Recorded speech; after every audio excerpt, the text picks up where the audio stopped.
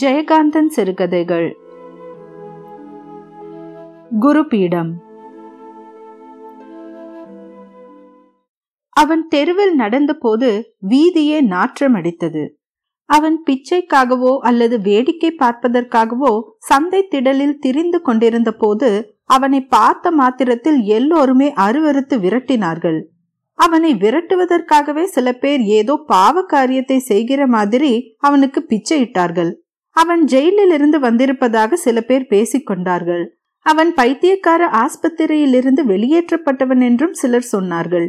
ஆனால் இப்போது அவன் ஒரு நோயாளியோ பைத்தியக்காரனோ அல்ல என்று அவனை பார்த்த எல்லோரும் புரிந்து கொண்டார்கள். உண்மையும் அதுதான். சோம்பலும் சுயமரியாதை இல்லாமையும் இந்த கோலம் அசிங்கம் என்று உணர முடியாத அளவுக்கு அவனிடம் ஊறி உறைந்து போன தாமசத்தின் மதமதப்பினாலும் அவன் இவ்வாறு திரிகிறான். பசிக்கிறதோ இல்லையோ தன் கையில் கிடைத்ததையும் பிறர் கையில் இருப்பதையும் தின்ன வேண்டும் என்ற வேட்கை அவன் கண்ணில் அலைந்தது. ஒரு குழந்தை சாப்பிடுவதை கூட ஒரு நாய் மாதிரி அவன் நின்று பார்த்தான். அவர்களும் அவனை நாயை விரட்டுவது மாதிரி விரட்டினார்கள். அவ்விதம் அவர்கள் விரட்டி அவன் விலகி வரும்போது அவன் தனது பார்வையால் பிறர் சாப்பிடும் பொருளை எச்சில் படுத்திவிட்டு வந்தான். அவன் எப்பொழுதும் எதையாவது தின்று கொண்டே இருந்தான். அவன் கடைவாயிலும் பல்லிலும் அவன் தின்றவை சிக்கி காய்ந்திருந்தது. யாராவது பீடியோ சுருட்டோ புகைத்து கொண்டிருந்தால் அதற்கும் அவன் கையேந்தினான். அவர்கள் புகைத்து எரிகிற வரைக்கும் காத்திருந்து அதன் பிறகு அவற்றை பொறுக்கி அவர்களை அவமரியாதை செய்கிற மாதிரியான சந்தோஷத்துடன் அவன் புகைத்தான். சந்தைக்கு வந்திருக்கிற நாட்டுப்புற பெண்கள் குழந்தைகளுக்கு பால் கொடுக்கும் போதும் குனிந்து நிமிர்கையில் ஆடை விலகும் போதும் இவன் காமாதுரம் கொண்டு வெட்கமில்லாமல் அவர்களை வெறித்து பார்த்து ரசித்தான். அவனுக்கு உடம்பில் நல்ல வலுவும் ஆரோக்கியமும் இருந்தது. எனினும் எப்போதும் ஒரு நோயாளியை போல் பாசாங்கு செய்வது அவனுக்கு பழக்கமாகி போய்விட்டது. அவனுக்கு வயது 40க்குள் தான் இருக்கும். கடுமையாக உழைக்காததாலும் கவலைகள் ஏதும் இல்லாததாலும் அவன் உடம்புவாகே ஒரு பொலிக்காலை மாதிரி இருந்தது. இளமையும் உடல் வலுவும் ஆரோக்கியமும் இயற்கையால் அவனுக்கு அனுகிரகிக்கப்பட்டிருந்தும் அவன் தன்னைத்தானே சபித்து கொண்டது மாதிரி சேற்றில் மேய்கிற பன்றியாய் திரிந்தான். சந்தை திடலுக்கும் ரயில் அடிக்கும் நடுவேயுள்ள குளக்கரையை அடுத்த சத்திரத்தில் உட்கார்ந்து கொண்டு அங்கே குளிக்கிற பெண்களை வேடிக்கை பார்ப்பது அவனுக்கு ஒரு பொழுதுபோக்கு. ஆனால் ஒரு நாளாவது தானும் குளிக்க வேண்டும் என்று அவனுக்கு தோன்றியதே இல்லை. மற்ற நேரங்களில் அவன் அந்த திண்ணையில் அசிங்கமாக படுத்து உறங்கிக் கொண்டிருப்பான். சில சமயங்களில் பகல் நேரத்தில் கூட உறங்குவது மாதிரி பாவனையில் வேண்டுமென்றே ஆடைகளை விலக்கி போட்டுக்கொண்டு தெருவில் போவோர் வருவோரை அதிர்ச்சிக்கு உள்ளாக்கி ரகசியமாக மனதிற்குள் மகிழ்ச்சி அடைவான்.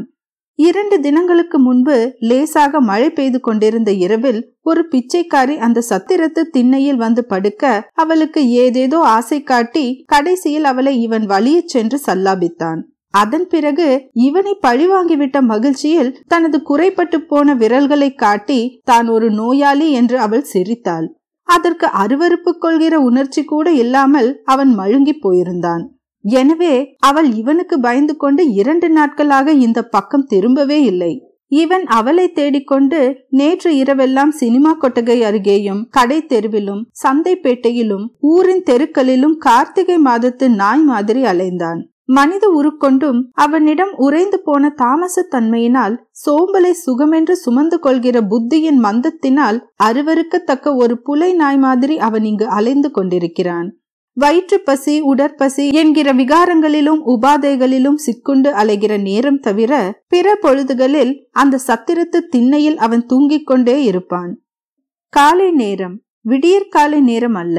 சந்தைக்கு போகிற ஜனங்களும் ரயிலேறி பக்கத்து ஊரில் படிப்பதற்காக போகும் பள்ளிக்கூட சிறுவர்களும் நிறைந்து அந்த தெருவே சுறுசுறுப்பாக இயங்குகிற சுளீர் என்று வெயில் அடிக்கிற நேரத்தில் அழுக்கும் கந்தலுமான இடுப்பு வேட்டியை அவிழ்த்து தலையில் இருந்து கால் வரை போர்த்தி கொண்டு அந்த போர்வைக்குள் கருப்பிண்ட மாதிரி முழங்கால்களை மடக்கி கொண்டு கைகள் 2ஐயும் காலிடையே இடுக்கியவாறு வாயிலிருந்து எச்சில் ஒழுக ஈ மைப்பது கூட தெரியாமல் அவன் தூங்கிக் கொண்டிருந்தான். தெருவிலே ஏற்படுகிற சந்தடியும் இறைச்சலும் ஏதோ ஒரு சமயத்தில் அவன் தூக்கத்தை கலைத்தது எனினும் அவன் விழித்துக் கொள்ள விரும்பாதவனாக தூங்கிக் கொண்டிருந்தான். இதுதான் சோம்பல். உறக்கம் உடலுக்கு தேவை. ஆனால் இந்த தேவையற்ற நிர்பந்த தூக்கம்தான் சோம்பலாகும். இந்த மதமதப்பை சுகமென்று சகிக்கிற அறிவுதான் தாமசமாகும். விரைவாக ஏறி வந்த வெயில் அவன் மீது மெதுவாக ஊர்ந்தது. அவன் தெருவுக்கு முதுகை காட்டிக்கொண்டு சுவர் ஓரமாக படுத்திருந்தான். சத்திரத்து சுவரின் நிழல் கொஞ்சம் கொஞ்சமாக சுருங்க ஆரம்பித்தது. முதலில் வெயிலின் விளிம்பு அவனது விழாவுக்கும் தரைக்கும் இடையே மெல்ல மெல்ல புகுவதை அவனது மதர்த்தக தேகம் ரொம்ப தாமதமாக உணர்ந்தது. வெயிலின் உரைப்பை உணரக்கூடிய உணர்ச்சி குறுகுறுப்பு மழுங்கி போனதால் ஒரு மலைப்பாம்பு மாதிரி அவன் அசிங்கமாக நெளிந்தான். அந்த வெப்பத்திலிருந்து, அந்த வெயிலின் விளிம்பிலிருந்து ஒரு நூல் இலை விலகுவதற்கு எவ்வளவு குறைவான மெதுவான முயற்சி எடுத்துக்கொள்ளலாமோ அவ்வளவே அவன் நகர்ந்து படுத்தான். சற்று நேரத்தில் மறுபடியும் வெயில் அவனை கடித்தது. அவனது அசம்பந்தம் எரிச்சலாகி அவன் தூக்கம் கலைந்தான். ஆனாலும் அவன் எழுந்திருக்கவில்லை. இன்னும் கொஞ்சம் நகர்ந்து சுவரோடு ஒட்டி கொண்டான். எதிரே இருந்த டீ கடையிலிருந்து டீ அடிக்கிற சத்தம் கேட்டது. அந்த சத்தத்தில் அவன் டீ குடிப்பது மாதிரி கற்பனை செய்து கொண்டான். மறுபடியும் வெயில் அவனை விடாமல் போய் கடித்தது. அதற்கு மேல் நகர முடியாமல் சுவர் தடுத்தது. ஒரு பக்கம் சுவரும் ஒரு பக்கம் வெயிலும் நெருக்க அவன் எரிச்சலோடு எழுந்து உட்கார்ந்தான். அவனுக்கு கண்கள் கூசின. ஒரு கண்ணை திறக்கவே முடியவில்லை. பீலி காய்ந்து இமைகள் ஒட்டி கொண்டிருந்தன. அவன் ஒரு கையால் கண்ணை கசக்கிக் கொண்டே இன்னொரு கையால் தலைமாட்டில் சேகரித்து வைத்திருந்த பீடி துண்டுகளில் ஒன்றை எடுத்தான். பீடியை பற்ற வைத்து அவன் புகையை ஊதிய போது அவனது அரைக்கண் பார்வையில் மிக அருகாமையில் யாரோ நின்றிருக்கிற மாதிரி முகம் மட்டும் தெரிந்தது. புகையை விலக்கி கண்களை திறந்து பார்த்தான். எதிரே ஒருவன் கைகளை கூப்பி உடல் முழுவதும் குறுகி இவனை வணங்கி வழிபடுகிற மாதிரி நின்றிருந்தான். இவனுக்கு சந்தேகமாகி தனக்கு பின்னால் ஏதேனும் சாமி சிலையோ சித்திரமோ இந்த சுவரில் இருக்கிறதா என்று திரும்பி பார்த்து நகர்ந்து உட்கார்ந்தான். இவனது இந்த செய்கையில் ஏதோ அரிய பொருளை சங்கேதமாக புரிந்து கொண்டு வந்தவன் மெய் சிலிர்த்து நெக்குருகி நின்றான். அவனுக்கு வயது 20க்குள் இருக்கும். முகத்தில் லேசான தாடியும் மீசையும் அரும்பி பிடரியில் தலைமுடி வழிய பெரிய ஒளி வீசும் கண்களும் வெற்றுடம்பும் இடையில் ஒரு துண்டும் விபூதி பூச்சுமாக ஒரு இளம் நாயன்மார் மாதிரி இருந்தான். இவன் எதற்கு தன்னை வந்து கும்பிட்டு கொண்டு நிற்கிறான்? பைத்தியமோ என்று நினைத்து உள் சிரிப்புடன், என்னாயா இங்க வந்து கும்பிடுற? இது கோயில் இல்ல, சத்திரம். என்ன சாமியார் கீமியார்னு நினைச்சுக்கிட்டியா? நான் பிச்சைக்காரன் என்றான் திண்ணையில் இருந்தவன். ஓ, கோயில் என்று எதுவுமே இல்லை, எல்லாம் சத்திரங்களே. சாமியார்கள் என்று யாரும் இல்லை, எல்லாரும் பிச்சைக்காரர்களே என்று அவன் சொன்னதை உபதேச மொழிகள் மாதிரி இலக்கண அலங்காரத்தோடு திரும்ப திரும்ப சொல்லி புதிய புதிய அர்த்தங்கள் கண்டான் தெருவில் நின்றவன். சரி சரி, இவன் சரியான பைத்தியம்தான் என்று நினைத்து கொண்டான் திண்ணையில் இருந்தவன். தெருவில் நின்றவன் இவனிடம் விண்ணப்பித்துக் கொள்கிற பவ்யத்துடன் சுவாமி என்று அழைத்தான். இவனுக்கு சிரிப்பு தாங்கவில்லை. வந்த சிரிப்பில் பெரும் பகுதியை அடக்கிக் கொண்டு புன்முறுவல் காட்டினான். என்னை தங்களுடைய சிஷ்யனாக ஏற்றுக்கொள்ள வேண்டும். தங்களுக்கு பணிவிடை புரியவும் தாங்கள் அழைத்த குரலுக்கு ஓடி வரவும் எனக்கு அனுகிரகிக்க வேண்டும். திண்ணையில் இருந்தவனுக்கு ஒன்றும் புரியவில்லை. சரி, இப்ப எனக்கு ஒரு டீ வாங்கியாந்து கொடு என்றான்.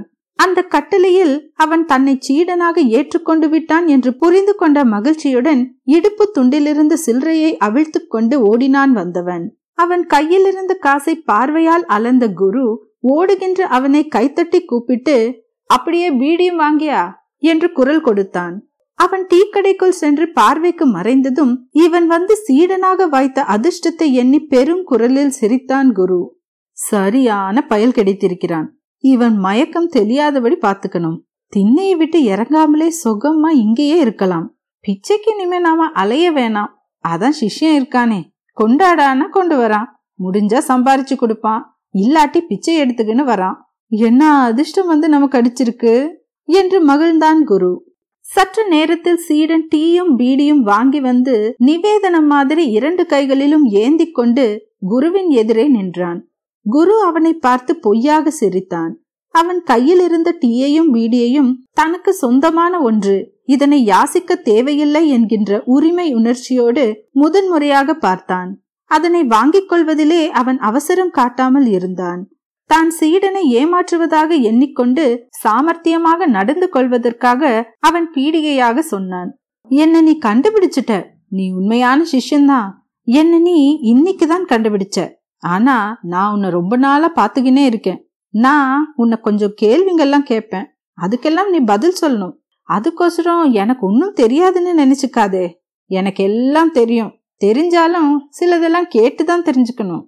இந்த வார்த்தைகளை கேட்டு 2 கையிலும் டீயும் பீடியும் ஏந்தியிருந்த சீடன் அவனை கரங்கூப்பி வணங்க முடியாமல் பார்வையாலும் முக பாவத்தாலும் தன் பணிவை காட்டினான். நீ யாரு? எந்த ஊரு? பேரு என்ன? நீ எங்க வந்த? நான் தான் குருன்னு உனக்கு எப்படி தெரிஞ்சது? டீ ஆறி போச்சுல்ல, குடு என்று டீயை வாங்கி குடித்து கொண்டே சீடன் சொல்கிற பதிலை மெத்தனமாக தலையை ஆட்டியவாறே கேட்டான். குருவே, நான் ஒரு அனாதை. அதோ இருக்கிறதே முருகன் கோயில், அங்கே ஒரு மடப்பள்ளி இருக்குது. அங்கே தண்ணி இறைச்சு கொண்டு வர்ற வேலை. மடப்பள்ளியில இருக்கிற ஐயரு 3 வேளையும் சாப்பாடு போட்டு செலவுக்கு 4 தினமும் கொடுக்கறாரு. எனக்கு வாழ்க்கை வெறுத்து போச்சு. இந்த வாழ்க்கைக்கு அர்த்தம் இல்லைன்னு தெரிஞ்சும் உடம்ப சுமந்துக்கிட்டு திரியற சுமை தாங்க முடியல. துன்பத்துக்கெல்லாம் பற்றுதான் காரணம்னு எல்லாரும் சொல்றாங்க. எனக்கு ஒருவித பற்றும் இல்ல. ஆனாலும் நான் துன்பப்படுறேன். என்ன வழியில மீட்சின்னு எனக்கு தெரியல.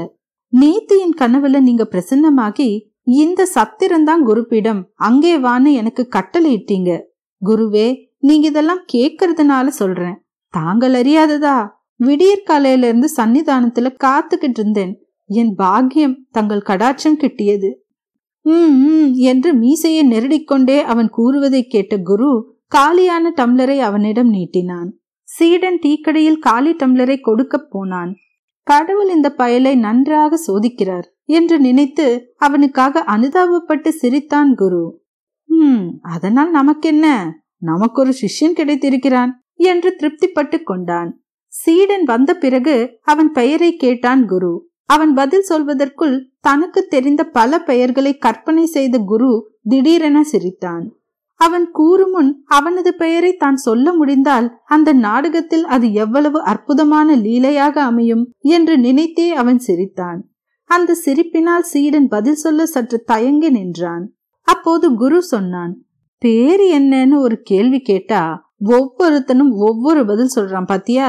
ஒரு கேள்விக்கு எம்மாம் பதில் என்று ஏதோ தத்துவ விசாரம் செய்கிற மாதிரி பிதற்றினான். சீடன் அதை கேட்டு மகா ஞானவாசகன் மாதிரி வியந்தான். சரி, உன் பேர் என்னன்னு நீ சொல்ல வேணாம். நான் குரு, நீ சிஷ்யன். எனக்கு பேரு குரு, உனக்கு பேரு சிஷ்யன். நீதான் என்ன குருவே குருவேன்னு கூப்பிட ஆரம்பிச்சுட்ட.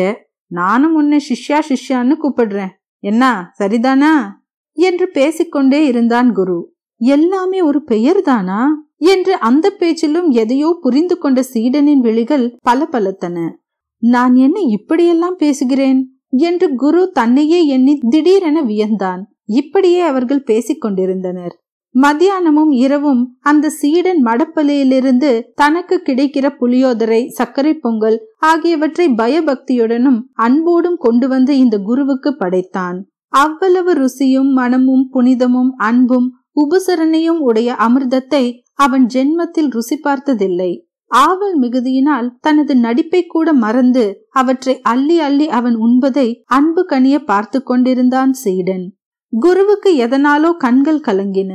சீடன் தண்ணீரை எடுத்து கொடுத்தான். மறுநாள் காலை அதே மாதிரி திண்ணைக்கு கீழே வந்து காத்து நின்றிருந்தான் சீடன். அவனுக்கு டீயும் பீடியும் வாங்கி வந்தான். குருவை அழைத்து கொண்டு ஆற்றங்கரைக்கு போய் அவனது ஆடைகளை துவைத்து கொடுத்தான். அவனை குளிக்க வைத்து அழைத்து வந்தான். உச்சியில் வெயில் வருகிற வரை, குருவுக்கு பசி எடுக்கும் வரை அவர்கள் ஆற்றில் நீந்தி குளித்தார்கள். குளிக்கிறது சுகமாத்தான் இருக்கு. ஆனா குளிச்சு என்ன பிரயோஜனம்? குளிக்க குளிக்க அழுக்கு சேர்ந்துகிட்டு தானே இருக்கு. அது அப்படித்தான். பசிக்குது, திங்கறோம், அப்புறம் பசிக்கத்தானே செய்யுது. குளிக்க குளிக்க அழுக்காகும், அழுக்காக குளிக்கணும். பசிக்க பசிக்க திங்கணும், திங்க திங்க பசிக்கும். என்ன வேடிக்கை என்று சொல்லிவிட்டு குரு சிரித்தான். சிரித்து கொண்டே இருக்கும்போது, என்ன இது, நான் இப்படியெல்லாம் பேசுகிறேன் என்று எண்ணி பயந்து போய் சட்டென நிறுத்தி கொண்டான். சீடன் கை கட்டி கொண்டு அவன் சொல்வதை கேட்டான். அன்றும் அதற்கு மறுதினமும் அதன் பிறகு ஒவ்வொரு நாளும் இதே மாதிரி காலையில் டீயும் பீடியும் வாங்கி தந்து மதியானம் ஆற்றுக்கு அழைத்து சென்று துணி துவைத்து தந்து குளிப்பாட்டி மதியானம் உணவு படைத்து அவனை தனிமையில் விடாமலும் அவன் தெருவில் அலையாமலும் இந்த சீடன் எப்பொழுதும் அவன் கூடவே இருந்தான். அவன் பேசுகிற எல்லா வார்த்தைகளிலும் அவனே புதிதாக புரிந்து கொள்ளுகிற மாதிரி பலவிதமான அர்த்தங்கள் கண்டு இந்த சீடன் புலகாங்கிதம் அடைவதை சந்தைக்கு வருகிற சிலர் சத்திரத்து திண்ணையில் ஓய்வுக்காக தங்கி இளைப்பாறும் போது வேடிக்கை பார்த்தார்கள். சிலர் குருவை அடையாளம் கண்டு கொண்டு இவன் யாரோ ஒரு சித்தன் என்று அப்போதே நினைத்ததாகவும், அப்படிப்பட்டவர்கள் இப்படியெல்லாம் கந்தலுடுத்தி அழுக்கு சுமந்து எச்சில் பொறுக்கி திரிவார்கள் என்றும் தன்னை பற்றி இவனுக்கே தெரியாத ஒன்றை தெரிவித்தார்கள். அதை தெரிந்து கொள்வதற்கே ஒருவருக்கு பக்குவம் வேண்டுமென்றும் அந்த பக்குவம் இந்த சீடனுக்கு இருப்பதாகவும் கூறி சீடனை புகழ்ந்தார்கள். அதில் சிலர் இப்படியெல்லாம் தெரியாமல் இந்த சித்த புருஷனை ஏசி விரட்டியதற்காக இப்போது பயமடைந்து இவனிடம் மானசீகமாகவும் கீழே விழுந்து பணிந்தும் மன்னிப்பு வேண்டினார்கள். இந்த ஒரு சீடனை தவிர குருவுக்கு பக்தர்கள் நாள்தோறும் பெருக ஆரம்பித்தார்கள். சந்தைக்கு வருகிற வியாபாரிகளும் மற்றவர்களும் இவனை வேடிக்கை பார்த்து நின்றுவிட்டு இவனுக்கு டீயும் பீடியும் பழங்களும் வாங்கி தந்தார்கள். இவன் அவற்றை சாப்பிடுகிற அழுகையும், தோலை வீசி எறிகிற லாவகத்தையும், பீடி கொடுக்கிற ஒய்யாரத்தையும், ஒன்றும் செய்யாமலே படுத்திருக்கிற யோகத்தையும், விழி திறந்து பார்க்கிற கோலத்தையும், விழி மூடி பாராமல் இருக்கிற பாவத்தையும் அவர்கள் புகழ்ந்தும் வியந்தும் பேசினார்கள். குருவுக்கு முதலில் இது வசதியாகவும் சந்தோஷமாகவும், பின்னர் ஒன்றும் புரியாமல் புதிராகவும் இருந்து கொஞ்ச நாட்களில் எல்லாம் புரியவும் புதிர்கள் விடுபடவும் தொடங்கின. ஒரு நாள் இரவு குருவுக்கு தூக்கம் வரவில்லை. அவன் எது பற்றியோ யோசித்துக் கொண்டிருந்தான். அதாவது அந்த சிஷ்யனோடு பேசுகிற மாதிரி தனக்குள்ளேயே பேசிக் கொண்டிருந்தான். அவன் நட்சத்திரங்களை பற்றியும், தான் இந்த உலகத்திற்கு வருவதற்கு முன்னால் இருந்த காலத்தை பற்றியும், மரணத்தை பற்றியும், தனக்கு பின்னால் உள்ள காலங்களை பற்றியும், எந்த முடிவிலும் மனம் நிற்க முடியாத விஷயங்களை பற்றியெல்லாம் யோசித்தான். அவன் தூங்காமலே கனவு மாதிரி ஏதோ ஒன்று கண்டான். அதில் தன் குரலோ சீடனின் குரலோ அல்லது சந்தையில் திரிகிற அவனை வணங்கி செல்கிற யாருடைய குரலோ மிகவும் தெளிவாக பேசியதை கேட்டான். உனக்கு சிஷ்யனாக வந்திருக்கிறானே, அவன்தான் உண்மையிலே குரு. சிஷ்யனாக வந்து உனக்கு கற்று தந்திருக்கிறான். அப்போதுதான் நீ வசப்படுவாய் என்று தெரிந்து சிஷ்யனாய் வந்திருக்கிறான். எந்த பீடத்தில் இருந்தால் என்ன, எவன் கற்றுத்தருகிறானோ அவன் குரு, கற்றுக்கொள்கிறவன் சீடன். பரமசிவனின் மடி மீது உட்கார்ந்து கொண்டு முருகன் அவனுக்கு கற்றுத்தரவில்லையா? அங்கே சீடனின் மடியே குரு பீடம். அவனை வணங்கு. பறவைகள் பாடி சிறகடித்து பறந்து சந்தை திடலின் மரச்செருவிலே குதூகலிக்கிற காலை பொழுது புலர்கிற நேரத்தில் அதே மாதிரியான குதூகலத்துடன் கண் விழித்தெழுந்த குரு சீடனை வணங்குவதற்காக காத்திருந்தான். மானசீகமாய் வணங்கினான். அவன் வந்தவுடன் சாஷ்டாங்கமாய் அவன் பாதங்களில் தான் விழப்போவதை எண்ணி மெய் சிலிர்த்தான். ஆனால் அந்த சிஷ்யன் வரவே இல்லை. இந்த குரு அந்த மடப்பள்ளிக்கு தன்னை ரசவாதம் செய்து மாற்றிவிட்ட சீடனை தேடி ஓடினான். மடப்பள்ளியில் உள்ளவர்கள் இவனை வணங்கி வரவேற்று உட்கார வைத்து உபசரித்தார்கள். குருவுக்கு அப்போது சீடனின் பெயர் தெரியாத குழப்பத்தால் என்னவென்று கேட்பது என்று தெரியாமல் என் சிஷ்யன் எங்கே என்று விசாரித்தான். அவர்கள் விழித்தார்கள். குரு அடையாளம் சொன்னான். கடைசியில் அவர்கள் ரொம்ப அலட்சியமாக, அவன் நேற்றே எங்கேயோ போய்விட்டானே என்றார்கள். அவன்தான் நமக்கெல்லாம் குரு என்றான் குரு. அப்படியா என்று அவர்கள் ஆச்சரியம் கொண்டனர். அது பற்றி இவனது வேதாந்தமான விளக்கத்தை அவர்கள் எதிர்பார்த்து நின்றனர். ஆனால் இவன் ஒன்றும் பேசவில்லை. அதன் பிறகு ஒன்றுமே பேசவில்லை. எழுந்து நடந்தான். சந்தை திடலிலும் ஊரின் தெருக்களிலும் சீடனாகி வந்த அந்த குருவை தேடி திரிந்தான். இவன் சீடனை காணோம். இவன் சிரித்தான். தேடுவதை விட்டுவிட்டான். இப்போதெல்லாம் சந்தை திடலில் அழுக்கும் கந்தையும் உடுத்தி ஒவ்வொருவரிலும் எதையோ தேடுவது மாதிரியான கூர்த்த பார்வையுடன் இவன் திரிந்து கொண்டிருக்கிறான். இவனை யாரும் விரட்டுவதில்லை. குழந்தைகள் இவனை பார்த்து சிரித்து விளையாடுகின்றன. பெண்களும் ஆண்களும் இவனை வணங்கி இவனுக்கு எதையாவது வாங்கி தந்து அன்புடன் உபசரிக்கிறார்கள். அந்த சீடனிடம் என்ன கற்றானோ அதனை இவன் எல்லாரிடத்திலும் எல்லாவற்றிலும் காண்கிற மாதிரி நிறைவோடு சிரித்து சிரித்து திரிந்து கொண்டு இருக்கிறான்.